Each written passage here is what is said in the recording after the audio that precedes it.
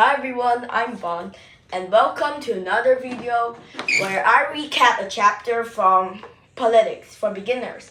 This is a really cool book where it gives you a lot of information on politics, simply developed or simply concealed within a small book to explain all the common situations, for example, prison, rulers, monarchy, etc., inside of one book. So, today I'm presenting about chapter 4, elections and how the government can influence them. So firstly, let me define what an election is. So an election is when a person runs, which means they apply for a particular job, for example, a political candidate or the president. They run for, and based on the majority of the votes, which means that the higher number of votes a person gets, the higher chance they will get to fulfill that dream position. This is where voting comes in. So, how can the government influence people's votes? So, politicians are not always nice people. There are some that can threaten you with aggression, maybe like, if you don't vote for my party, I will send your address onto Facebook. They use social media and maybe through letters, blackmailing, some only, not all politicians. Secondly, they can bribe you with money. Bribing means giving money to someone in order to make them do what you want.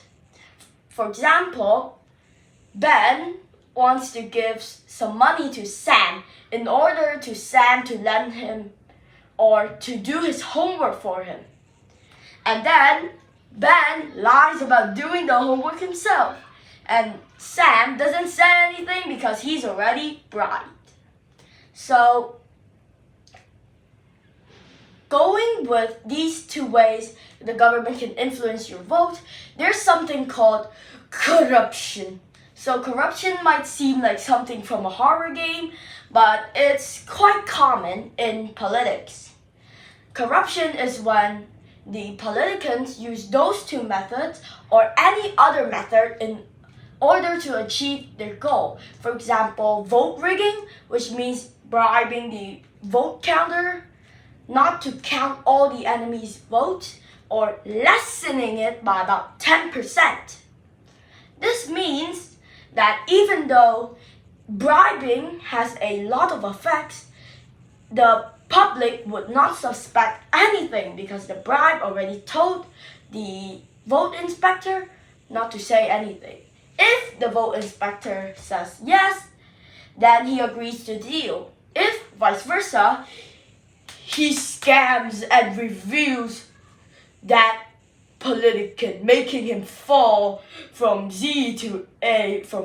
to Z, particularly just from his downfall through poverty again, if it's that serious. So, in short, the government can be influenced also by dictatorship. So dictatorship nowadays is like in North Korea, Vietnam, China, etc., in many of the communist countries.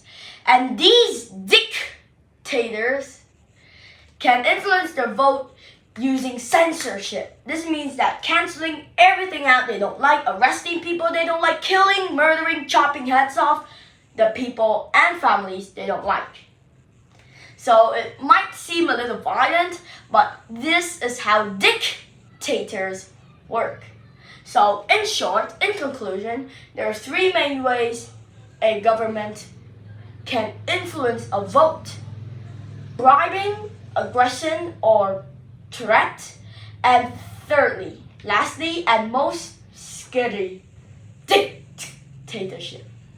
So that is all for my video today. Thank you guys for listening, and remember to buy this book. It's from www.osborne.com. And Osborne, don't sue me for reviewing your book and stuff. I'm just doing marketing for you. Bye!